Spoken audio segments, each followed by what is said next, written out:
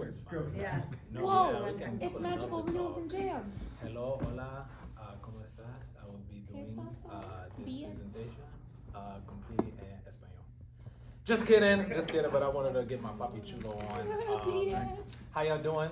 This is gonna be Magical Realism, and first and foremost, I wanna thank Professor Gavin Witt for suggesting this, because in deep diving into my research, I realized that I have a home in genre, and it's magical realism. But I gotta leave the nest and do my own thing. But you know, magical realism is, for my aesthetic, I'm pulling from it even without even knowing that it existed. So shout out to you for the suggestion, and to all the incredible artists who have paved the way. So, inspired by Kaeja's presentation last week, I'm going to give you all a rundown of the itinerary, what to expect for today. So we're going to start with a general definition of magical realism. We'll find out that that general definition has been the source of contention amongst a lot of art critics. Mind you, not artists, art critics. We'll do a dip into the history. I wrote deep dive, but it's not really a deep dive. We're going to get into some video sources, people who have done the work, and shouting them out. We're going to compare magical realism to other genres and art movements. I'm going to throw in some of my own work, because like I said, I realized after the fact that I was creating magical realism without even knowing.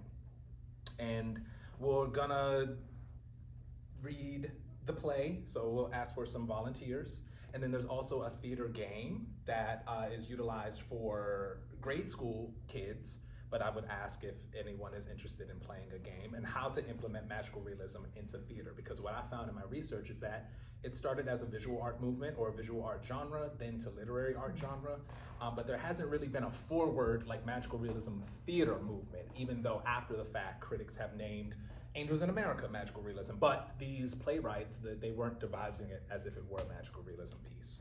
And then we're gonna wrap up, and I'll leave this question for the intro, and it'll be for the conclusion.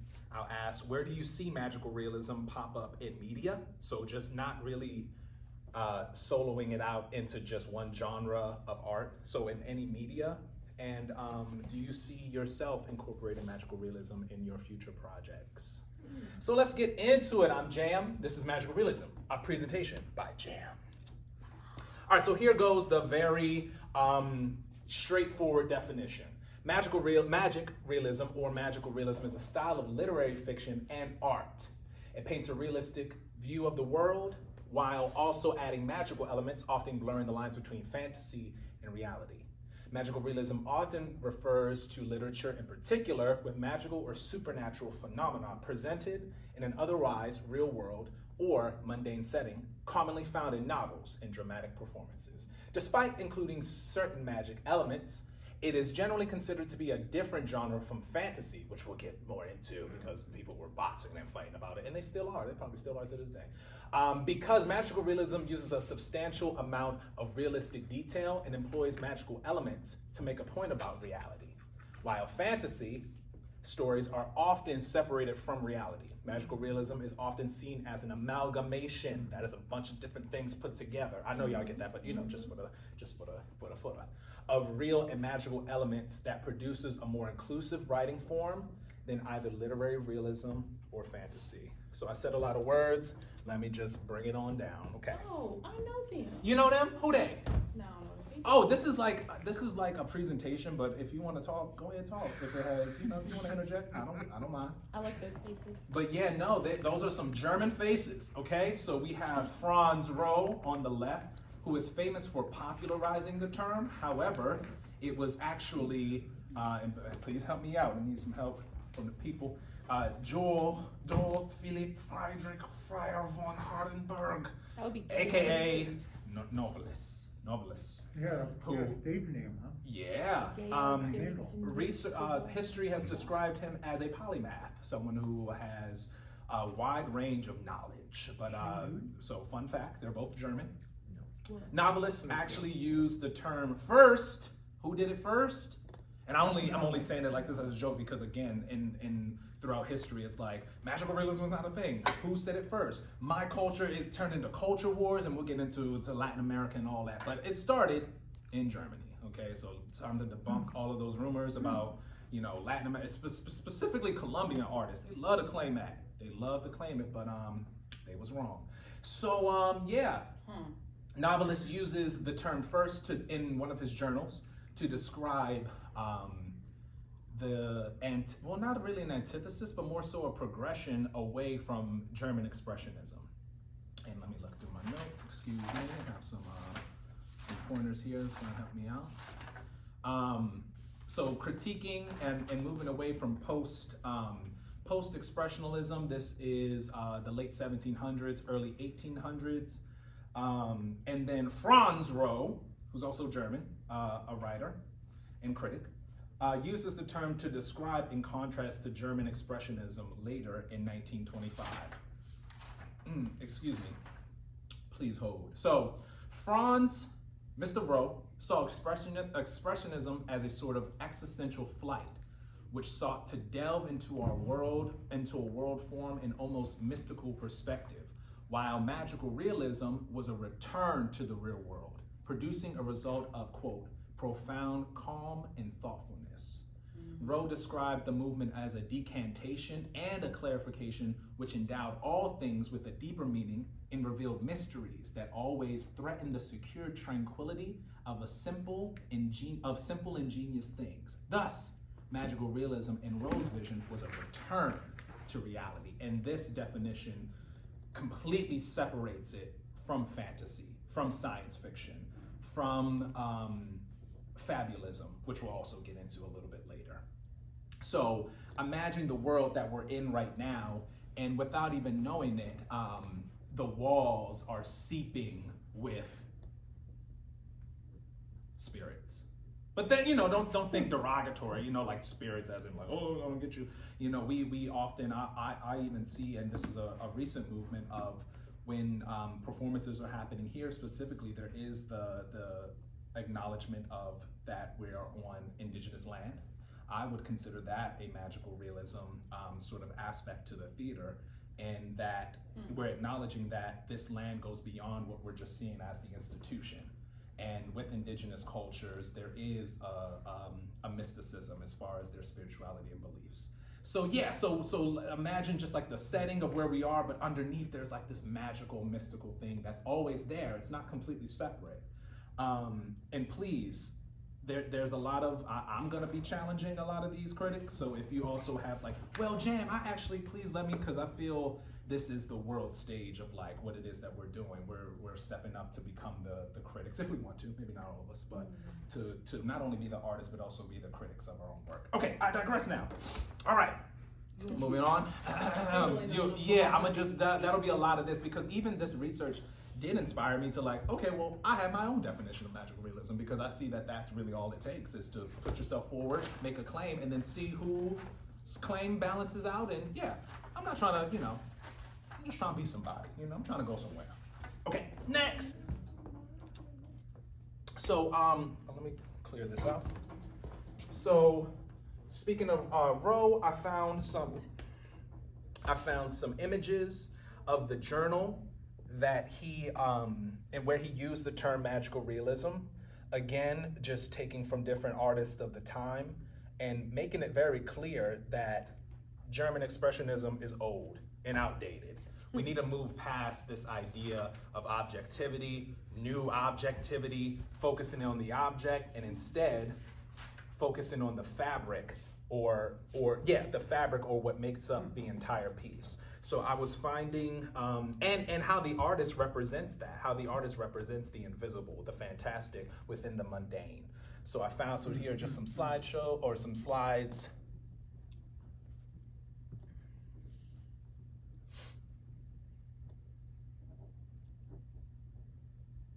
I feel like we're all like pensive, Take your time, let me know if I'm going too fast. Sorry. We're pensive inside, keep it in. Is that a cat? And gay. That is a cat. That's a cat, that's a cat. What's the shadow? Oh, never mind. It's up for interpretation. Yeah. Okay. Next slide. There's a few of them. And this is Roh. Take it all. Yeah, this is what Roh captured, and these are other artists, but he put it inside of this journal to describe magical realism. The stranger and the lonely. And should we look at this through the lens of supernatural phenomena or? Oh, absolutely not. Okay. Absolutely not. Okay, well, hold on. Could you describe supernatural? No, Like, absolutely not. No, this like, as in, because as soon when I hear supernatural phenomena, I think of like CGI effects, or I think of unexplainable things. So when you say supernatural phenomena and looking at this art, well, I mean, I was just kind of referring back to the definition a couple of slides back. Like, should we be looking at this like through whatever the magical realism definition says that should be showing up here? Oh within reality. Yeah. Okay. And if it's not clear right now, hopefully by the end it'll be more clear. But this is just still the beginnings. We're still like where it formed. Thank you so much, Professor Jim. No, you're very welcome. And to say that in that my like forward, like no, because the justification of magic within magical realism does not exist. That's what making it magical realism. So if chocolate drops were to fall from the sky within this world, in this book, no one's questioning it. No one's like, why is chocolate? It's just what happens on Tuesday. So to say like supernatural phenomena, I assume that we as humans want to like, why is there a supernatural phenomena? But magical realism says, do not justify it. It does not have to be justified. It's magical realism. So that's why I said absolutely not, but hopefully more clarity within the end of the slideshow. All right, just a couple more.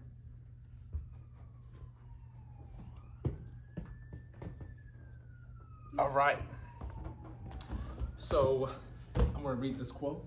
Placing magical realism's critical debate in an appropriate historical context serves both to clarify many of the contentions in the issues associated with the term, as well as emphasize the need to analyze a selection of fictional works which are commonly labeled magical realist.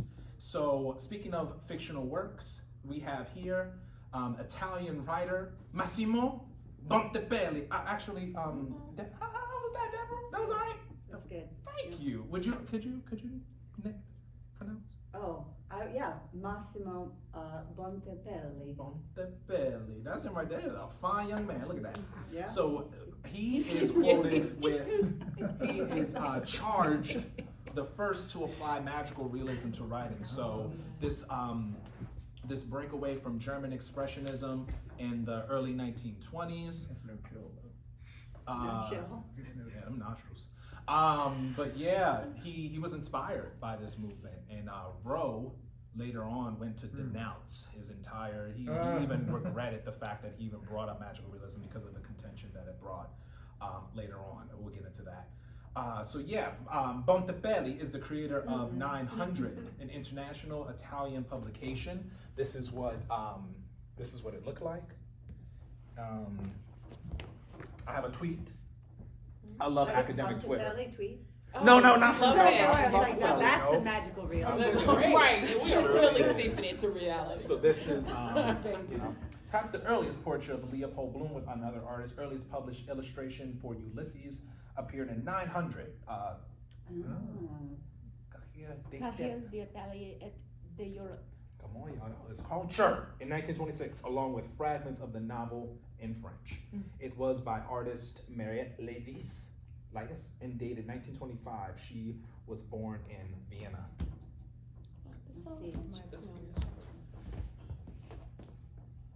Okay. Whoa. I wish I could full screen it.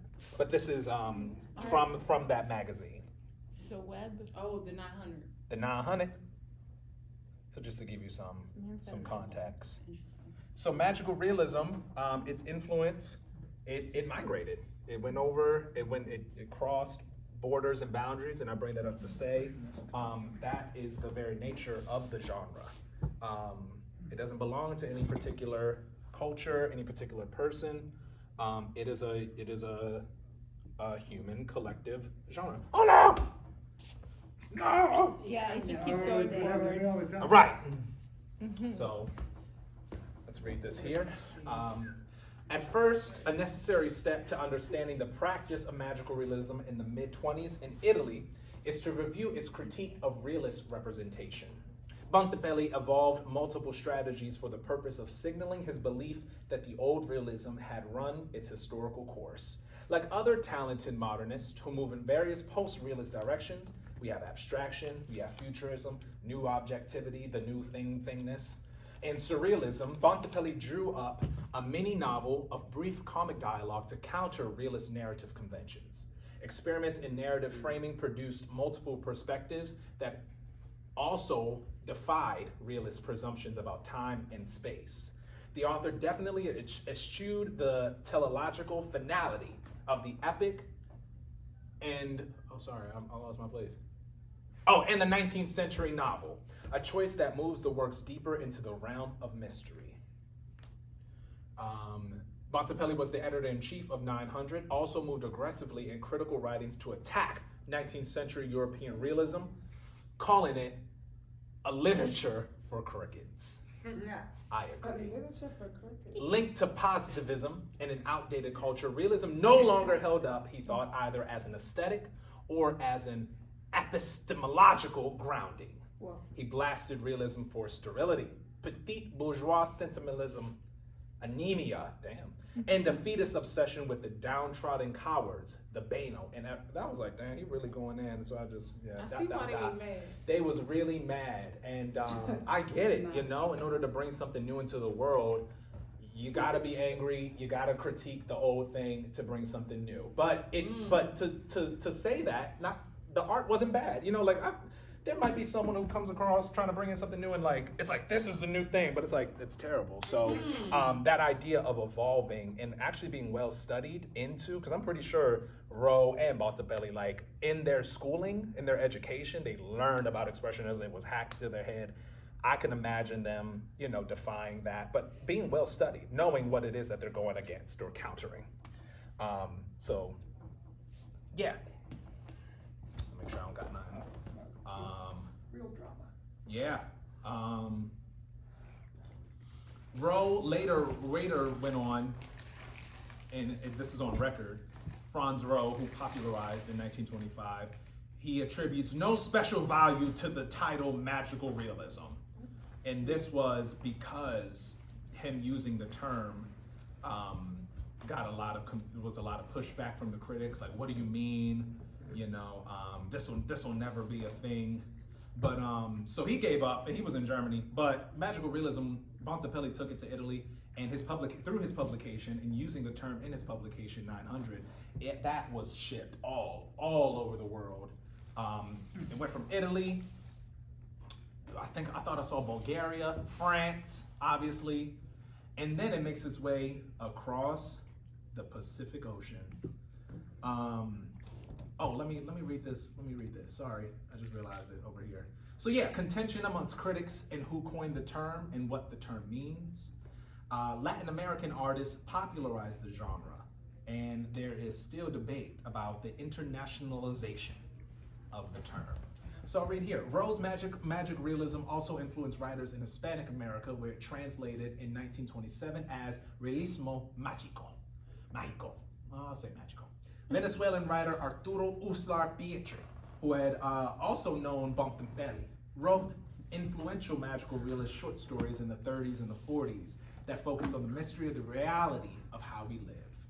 And this is what we're about to get into, the principles of magical realism, but this was kind of what really got the hearts of the people, was that it became a social commentary and not just an escapist fictional mode of writing or mode of literature.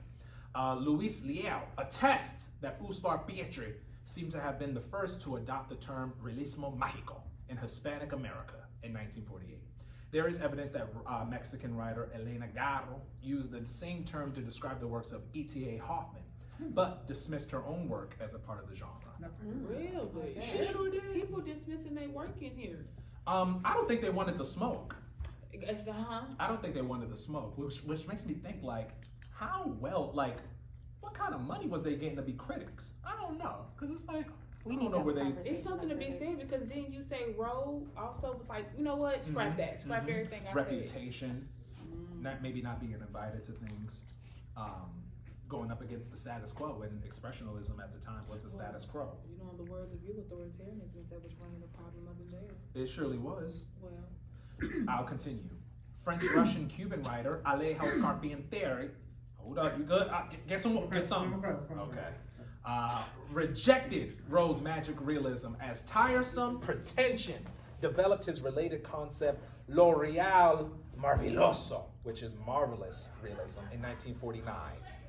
Then we have Maggie Ann Bowers, who writes that marvelous realist literature and art expresses the seemingly opposed perspectives of a pragmatic, practical, and tangible approach to reality, and an acceptance of magic and superstition within an environment of differing cultures. So now we're coming into America. That last sentence, that's America. In a sentence. Maggie Ann? Yeah, Maggie Ann Yeah, Bowers. yeah, you know her? Maggie. But yeah, we're gonna bring up Alejo.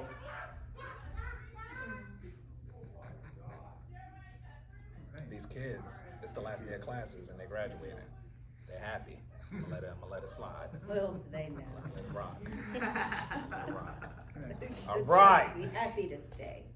Oh man. Keep All taking right. out loans and staying forever. Oh man. All right. So just to bring up some more names, just to bring this out. A writer by the name of Wendy B. Ferris wrote a book, Ordinary Enchantments, Magical Realism, and the Remystification of a Narrative. This book, in summary, sought to internationalize magical realism, seeing it as a borderless phenomenon that was restrained neither by culture nor by language. And I kind of picked this up, me as Jam, I kind of picked this up and said, well, yeah. So let's get into more of it. This is a video here, Magical Realism in 6 minutes. We will not play the entire thing. Literary fantasy or fantastic literature. Again, the movement, the genre is very much tied to literature. And my goal is, and I'm pretty sure you all, could see it in theater, but to make it make sense as a full-on, genre for all art. So here, I'll play this. I think it's gonna start with a song. Sorry, if you cannot see it. Magical realism is an interesting word combination that is used often, but usually with little understanding. If you've seen the Netflix series Narcos, you might recognize this quote. Magical realism is defined as what happens when a highly detailed, realistic setting is invaded by something too strange to believe. There's a reason magical realism was born in Colombia. While it sounds very profound, there's not much truth to it. Most sources would tell you that magical realism was born in Germany. It came to prominence thanks to Franz Roll, an art critic who coined the term in 1925 to describe modern realist paintings with fantasy or dreamlike subjects. So, what is magical realism? Isn't this term a contradiction? Is magical realism just a variation of the fantasy genre? Let's investigate.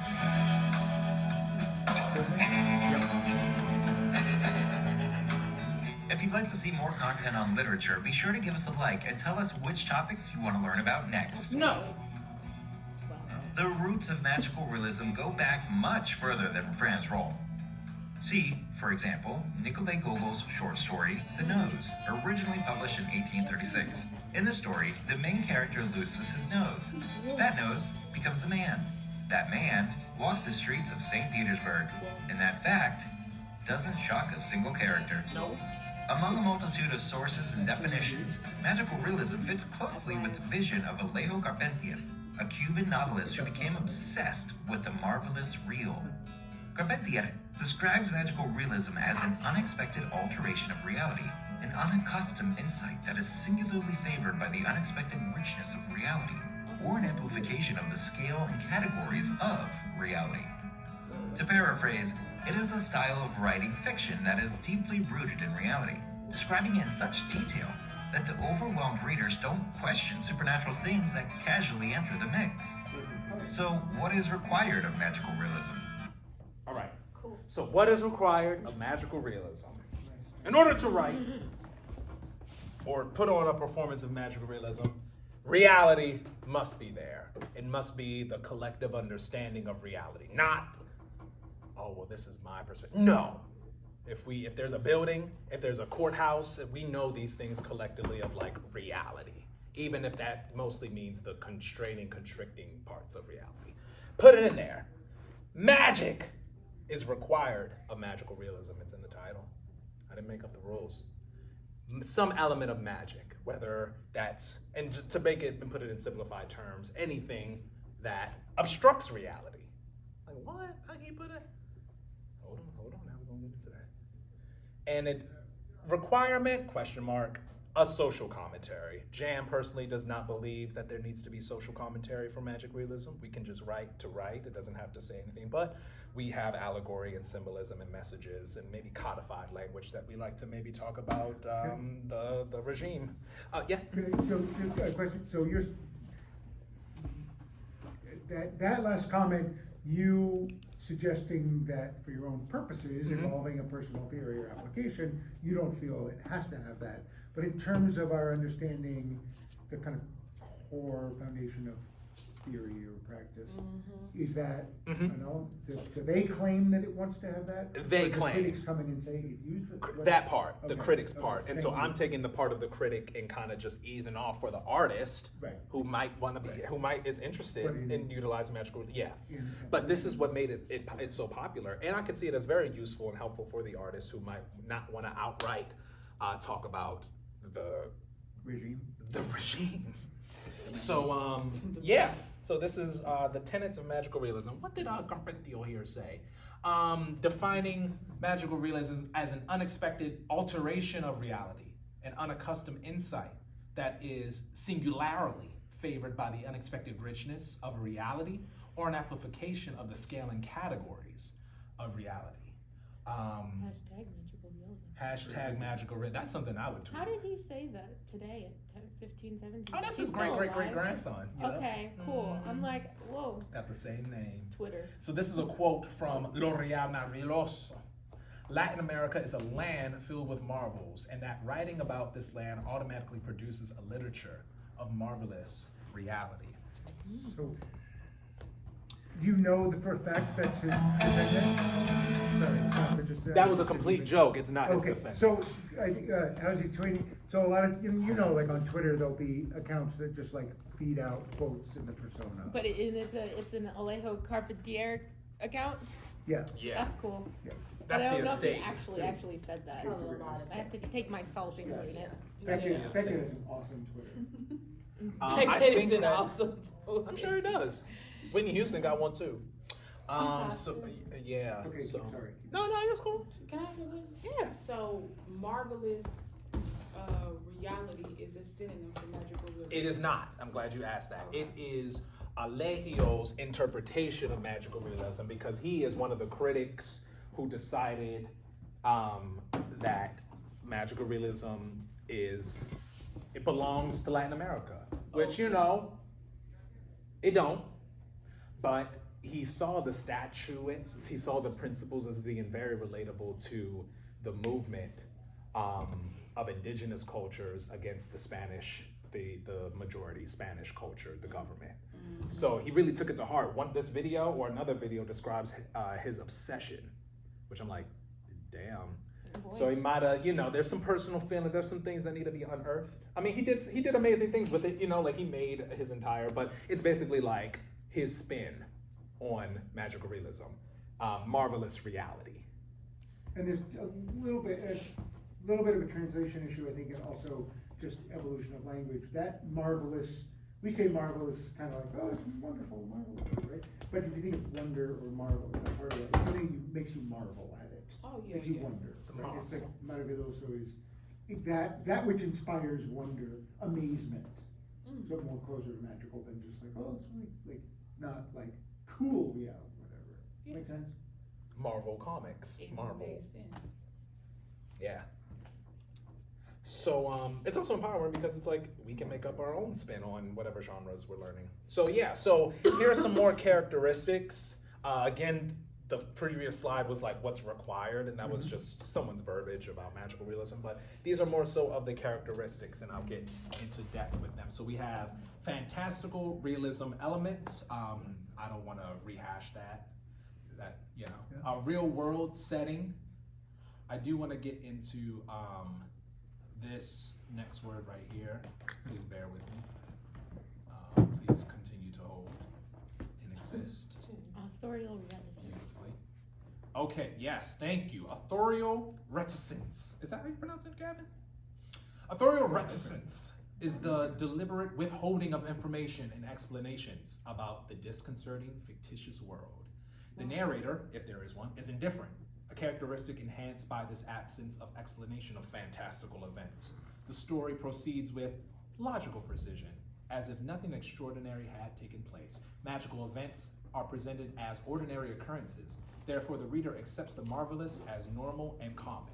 So again, going back to Chanel, your comment about like supernatural phenomena, just hearing that, and I guess just also my bias, obviously, like this idea of like wanting to understand like the supernatural phenomena, where in magical realism, it's just like the weather. It's like supernatural phenomena is like a science, and we just like kind of know it. Oh. They're Like not the sky is experienced blue. as Welcome to supernatural. Nightvale is probably magical.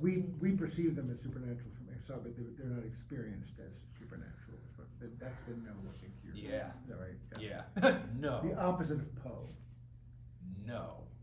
Okay, moving on. Plentitude. I liked it, this one. So, pulling from Alejo, in his essay, The Baroque in the Marvelous Rio, Alejo defines the Baroque by a lack of emptiness, a departure from structure or rules, an extraordinary abundance, plentitude, of disorienting details. From this angle, Alejo views the Baroque as layering of elements, which translates easily into the post-colonial or transcultural Latin American atmosphere that he emphasizes in one of his works, The Kingdom of This World. And there are sources later in the slideshow. He quotes, "America is a continent of symbiosis, mutations, it engenders the Baroque, and made explicit by elaborate Aztec temples, and that these mixings of ethnicities grow together with the American Baroque." So this idea of plentitude, this idea of transcultural, there's plenty to pull from as far as culture and as far as what we know as human evolution. So that's plentitude. Hybridity, which goes in with plentitude, but that magical realist plot lines, they employ hybrid multiple planes of reality that take place in inharmonious arenas, such as opposites like in the urban environment and a rural environment, Western and indigenous. These are where these things come together, and magical realism plays in. That's a characteristic of magical realism. I'm pretty sure we're already thinking of like plays or stories or narratives that have these things. There's a heightened awareness of mystery, and a characteristic, again, is a political critique. So, quick video. Please start at Number 7, representation. So a little bit about this video. This was a grad student just like us who was defining magical realism, but in the context of cinema in the film world. So he actually broke down 7 principles, and this last one I think is relevant to us as playwrights when we put on our playwright hat. But this principle of representational. So that's my intro.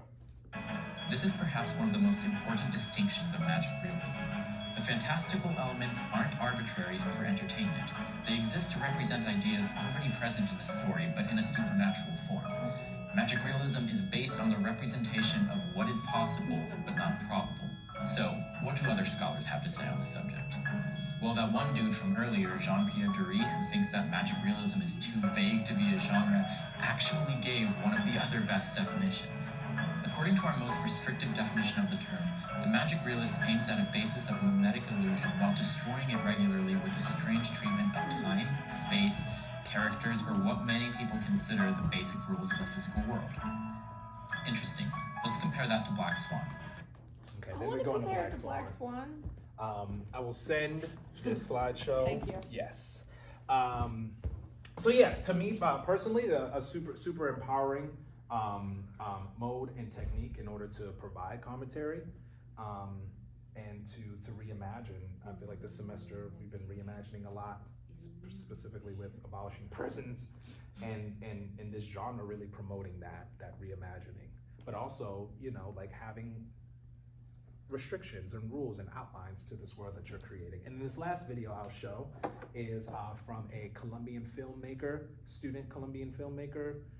It's a TED Talk, and they're describing magical realism, again, as it pertains to film. There's barely any resources for theater, but kind of going along with that idea of structure and mysticism, and he uses colonists, colonizers, and indigenous. So I'll just show this. Man, I wanted it to start where I wanted it. Please hold.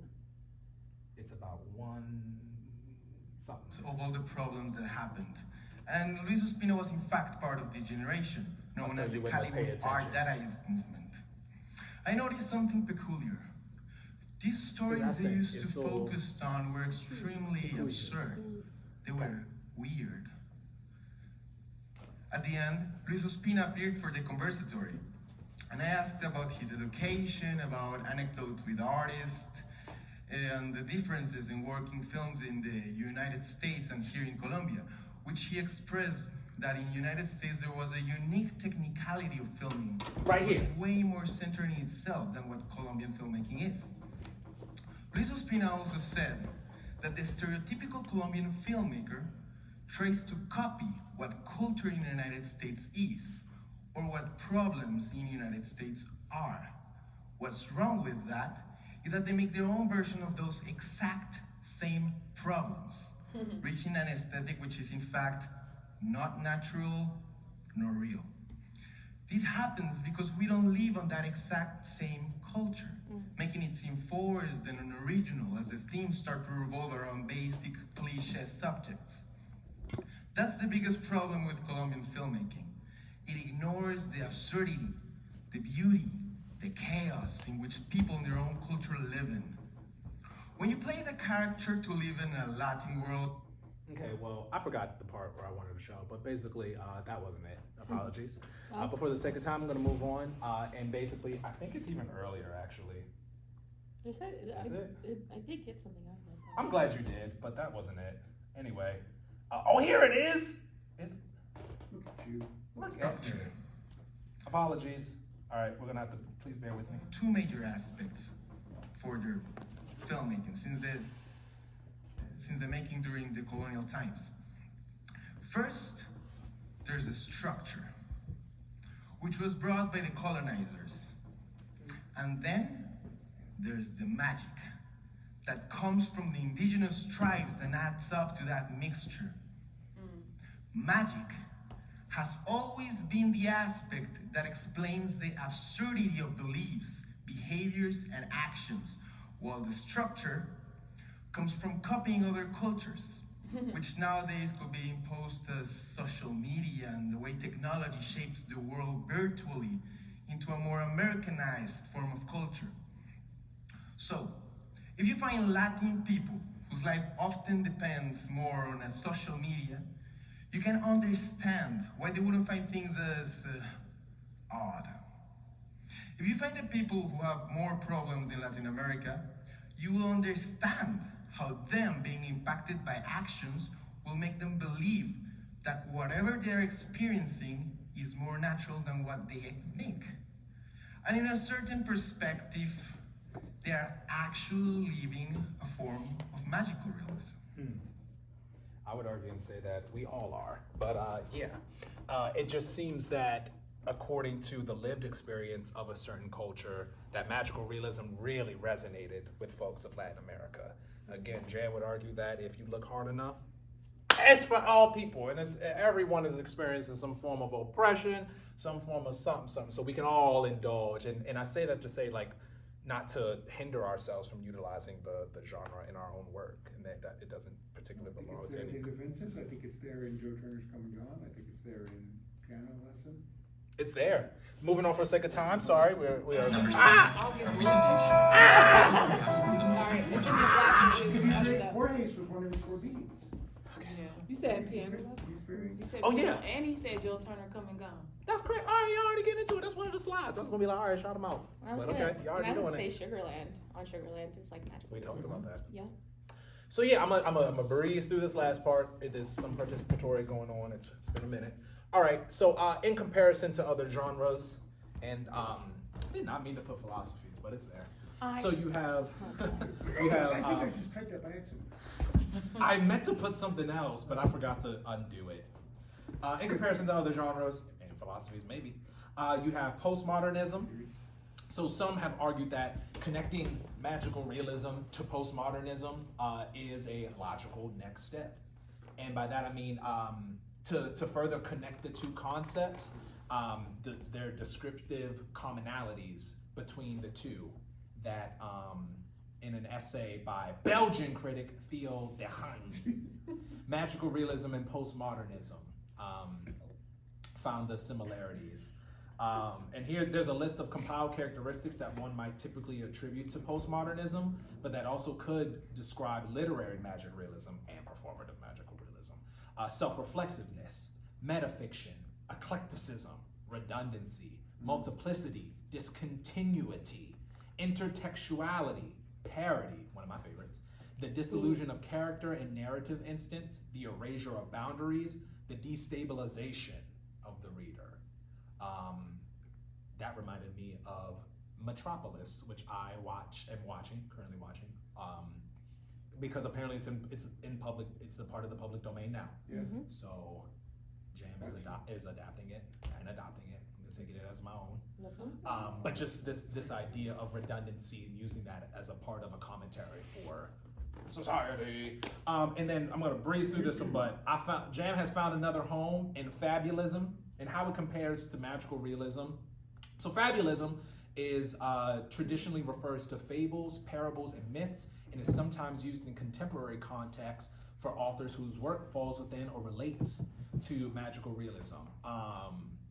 He's Austrian, a child psychologist, so interdisciplinary magical realism.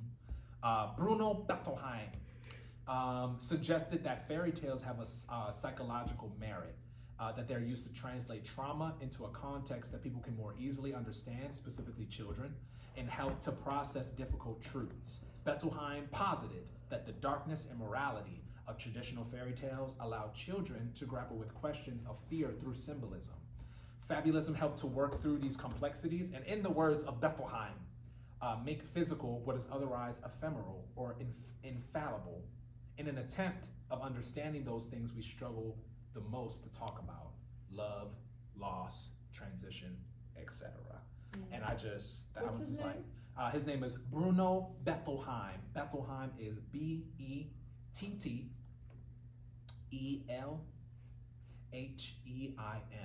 and the term is fabulism. Fabulism, fabulism. So yeah, and these are in comparison to other fantasy, not it. Science fiction, not it. Imaginary realism, Surrealism, no, we've been past that. But all right, moving on. Sake of time. Yes, question. Can I read? Oh yeah, of course. So in gathering all the resources, I'm just like, what? I'm a magical realist. I am. Jam is a magical realist, and this is a new audio play that I wrote some months ago. It's in post-production right now. It's being produced. And the play is called The Big House. So I have 2 slides of text. This is the first unveiling of The Big House. It feels good. But basically the premise is a seafood restaurant. It's its debut night as a 24-hour joint. A man walks in, there's a waiter there. They have mundane conversations, and then a fisher comes in. It's also raining, pour down raining at like 1 o'clock in the morning. Then the fisher comes in, it's just like, I've seen it. Oh man, spoilers. Okay, so I need a fisher, I need a waiter, and I need a man. I'll be the man. Thank you, Michael. Who's my fisher? Love that for you. I'll be your fisher. All right, and who's my waiter? The waiter just has like 1 line, and the man has like 1 line. I can do the word. All right, so can we take it? Can y'all see this? Couple of it? All right, I'm gonna need please. it to turn Okay, this and it way. goes from this to this, right? I'm gonna need it a little more this. Of course. Thank you. When you're ready. Okay. I begin. Nah, I'm good. I don't need a seat. I've been sitting for far too long. I want to stand. I want to move. I want to do like a... Fisher kicks over the bucket and puts 1 foot on it. Oh, thanks. I just came back from the dead. Oh my goodness, I could scream right now, but I won't. Y'all, I have been given another chance at life, and I'm gonna take that chance. Yes, I am. What happened out there? It was frightening. It was miraculous. It was a matter of life and death. So check it out. I'm on my phone with you, right? I'm damn near halfway down the Chesapeake Bay till I came in contact with a storm. Must have been moving up from the south, the islands. So I gather the catch, I put it all in the net, and I crank that company speedboat. I'm traveling up north, up the bay. It's getting dark, gray, can barely see the markets out there on the water. Winds start picking up severely, and I was advised, in case of storms, to pull up the nearest pier. Someone on the docks would shelter me until the storm passes, but something was telling me to just power through it. Must have been my ego. Next thing I see is this massive wave coming from the west, so massive that it topples the boat, flings me off that thing into the water. Oh my goodness! I ain't have no time to grab the life jacket. Wave took me right out of the boat. I was struggling, trying to find where I am. At this point, I'm completely underwater. Even when I thought I had reached the surface, I was still underwater, my lungs filling up. My eyes were closed. I was certain this is how I was gonna go. So I'd started to reckon with the source, started to make my own bed, and I was ready to lay in it, say my piece, be satisfied with my life, you know? All the decisions I done made, tried to clear my mind so that when it was over, when life was over, I was over with it. I opened up my eyes for what I thought would be the last time, couldn't see nothing. Silly as it was, I took one last breath, just to remember how it would feel, you know? I was in complete darkness. My senses were gone. I was about to close my eyes. I was about to let go. Really, I was. As I'm shutting my eyes for the last time, I see something. It stood out to me. You know, when you sense a figure around you, a figure holding life, it's got a pulse to it. You can pick up on the danger from it. Well, this thing wasn't quite moving like a threat, nor was it passive. Docile. It had a presence about it that was unlike anything I had sensed before. Foreign something, then I realized what it was. What was it? It was an angel. All right. I'm gonna need you to take a seat now. I'm telling you, yo, it was an angel. I saw an angel, and I can prove it to you. Fisher walks through the swing door to the kitchen. She opens the back door, letting in the enormous wind. She closes the door and comes back through the swing, dragging a giant fish net full of crabs and fish. The waiter and the man react to the food smell. And here's how I know it was an angel. Ain't no way I could have completely capsized the boat and brought back all of this week's catch. So I'm looking at the angel, and the angel's looking at me. It swam closer and closer to me, or me to it. I'm not quite sure, but when I saw it, I began to cry. I don't know how, but I felt tears coming down my face under the water. It made no sense, but I was experiencing it. The angel took me to the surface of the water, and I took a giant breath in. Fisher takes a large dramatic breath in. The angel had asked me, "Why are you not ready to transition?" I said, I believe I am, but I am afraid. The angel said, "From your belief draws disbelief, fear. You are only afraid because you do not know." I said, "But I want to know. I want to know." Then, when I exhaled, Exhale, runs across the room. I was transported. I was transported out of this world, this entire atmosphere. Yeah. Woo! Yeah. What happened? So Thank you. yeah, it goes on. She's questioning it though. Yeah. The characters, you know, there's that like what?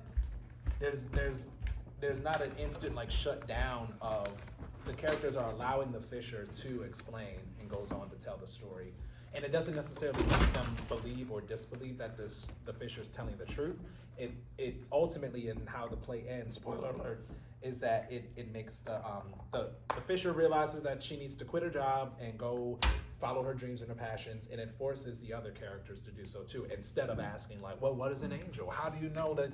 And so again, playing on that fact that, oh, it was an angel, and this is how I know. So that's a joke, obviously, but to incorporate these ideas of like a supernatural that just helped me out in the long run. Like, I don't know exactly what it is, I'm afraid of it, but it helped me to survive, live in this reality, and quit my job and change my life. Magical realism, I would claim. All right. Moving on. Who wants to play a game? We ain't gonna go against. Ty does. Tam knew that. I will. It does require 3 people minimum. So Okay. if it's just We'll who is it? All of us? Yay! So again, this work is being done. This is again. I will send out this. I think this is Australia, Drama Queensland. Yep. So being done in Australia. So this is a whole slideshow to introduce magical realism to grade school kids. Awesome. So this is a improv game, and it's called. What are you talking about? What are you talking about? Yes. Okay, so this game, all right, so I'll explain it first. It's called Magic Spell.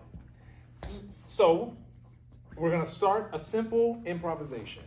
Who wants to be the wizard or witch? Wizard or witch? I'm the wizard. At any point, the wizard can call out magic, and everyone must freeze. They can then cast a spell on someone in the improv, changing what happens. When the improv starts again, the spell must be implemented, but the other players shouldn't show that they know it was magic. They should react normally. All right? So let's get up and play. So let's get a mundane setting. Where we at? We can play here. This can be our playing space. And again, this can just be something to incorporate if you want to introduce magical realism. All right, we're at band practice. Who's in the scene? Oh, there's a lot of people in the scene. Okay, I'm gonna need the wizard. I appreciated the yes and vibe, but this being different from other improvs, being able to and done in a comedic way, obviously, but being able to justify why you just went through an experience being in a nightclub, bouncer, 3 Little Pigs, and all that, and bringing it all together. Not as something that's like a big WTF moment in that we're relying on like, I need you to bring logic into this. Like, no, that just happened. So that's Magic Spell, and I will provide the resources for more of that. Introducing magical realism to theater kiddies. So, lastly, magical realism is found in literature, in visual art. Okay, we get it. What about theater and theater performance? So, magical realism in theater? Yes. Anything that moves away from the Freudian-based realism on stage, magical realism. Really? Really. And who is these people? Whoa. Y'all is not going to upstage my presentation. So shout out to BroadwayWorld.com. There is a little excerpt here. So magical realism first appeared in the works. This also works as the wrap up of this presentation that's gone on for a long time. Magical realism first appeared in the works of Latin American novelists like Gabriel Garcia Marquez and Jorge Luis Borges, which I have sources for them if you're interested. Novelists of the style allow fantasy to coexist with realism so that boundaries are erased and neither reality nor fantasy is subordinate to the other. I like that. In theater, magical realist plays have largely been associated with writers from marginalized groups. The re-envisioning of reality dominated by rationalism is a powerful artistic strategy to challenge the status quo and traditional Western classifications, which is what Franz Rowe, well, maybe not Franz Rowe, but Montebelli, and especially the Latin American critics were essentially saying.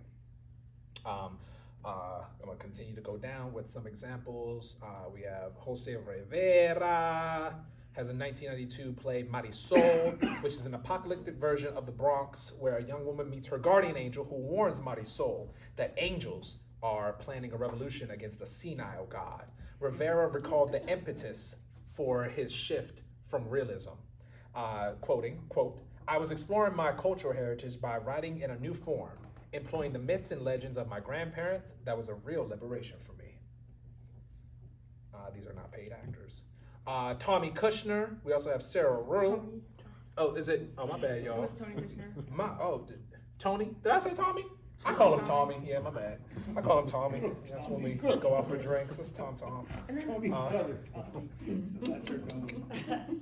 Sarah Rule, famous for other works, but in this example, Eurydice. And they kind of shout her out at the end there too. And yeah, so this is just an example of how magical realism, where it is, they also shout out Angels in America there too. Tony Kushner. Tommy. Tommy. And so yeah, so this is my bibliography / resources for you all. Book 100 Years of Solitude. I believe it's been made into a film. The poems of Paulo Neruda. In a study abroad that I did in undergrad, we traveled to Chile, where this artist was like the central focus of that study abroad trip. Basically, his poems, him being like an enemy of the state during the coup of Chile. I'm forgetting which year, but he became a very prominent dude.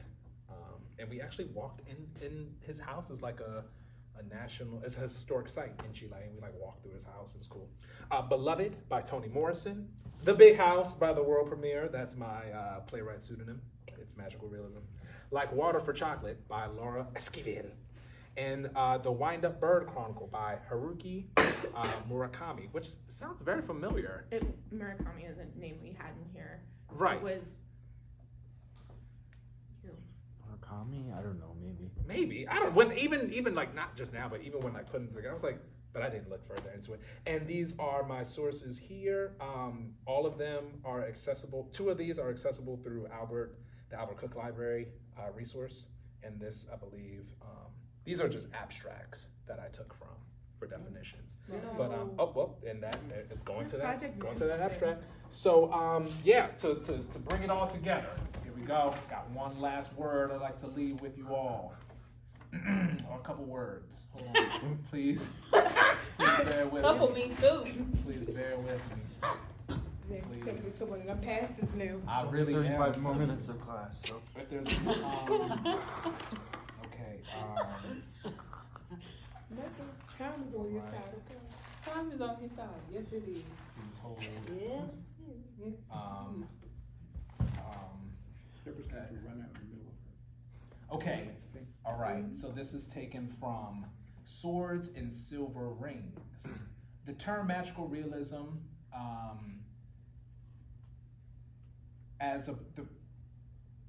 Franz wrote that with the word magic as opposed to mystic, that he wishes to indicate that the mystery does not descend to the represented world, but rather hides and palpitates behind it. So, One more The time. Sorry. no, it's fine. The hiding and the palpitating behind. I just wanted to get it one more time. So Franz wrote that with using the word magic in the term magical realism as opposed to mystic, Rowe wishes to indicate that the mystery does not descend to the represented world. It's not opening of Pandora's box. It's not the seeing of the burning bush. Rather, it hides and palpitates behind the world. So in Jam's words, and then if I like were to explain this to like a child, magic is always there. Magical realism as a genre and as a challenge for the writer is to find the magic in the mundane by giving signs and symbols different meanings, even signs and symbols that we're familiar with. For an example, a stop sign. Maybe going into in depth of how the mystery of the red octagon. This could be like a starting point for a children's series. But Or the magic. snake that's found in the yes. Yeah, and the line that goes through it. And Magical.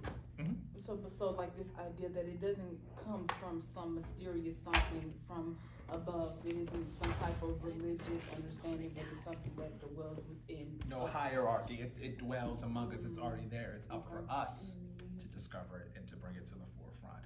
And as a political, social commentary, it's extremely empowering to folks who consider, who consider themselves marginalized communities, marginalized groups. It can be used as a tool of empowerment to reimagine and demystify the very real circumstances that we're all under, and And then it's just an extremely fun genre. And to all those critics, man, it is not that deep. It is not that serious. It's just a genre.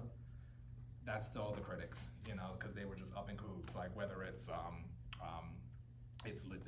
legitimate or it's considered like to be taken seriously. Like, dude, calm down. It's a genre, and there's other genres. So yeah, that's magical realism, and that's how you end it. Good now. Right. No, Jay, I really like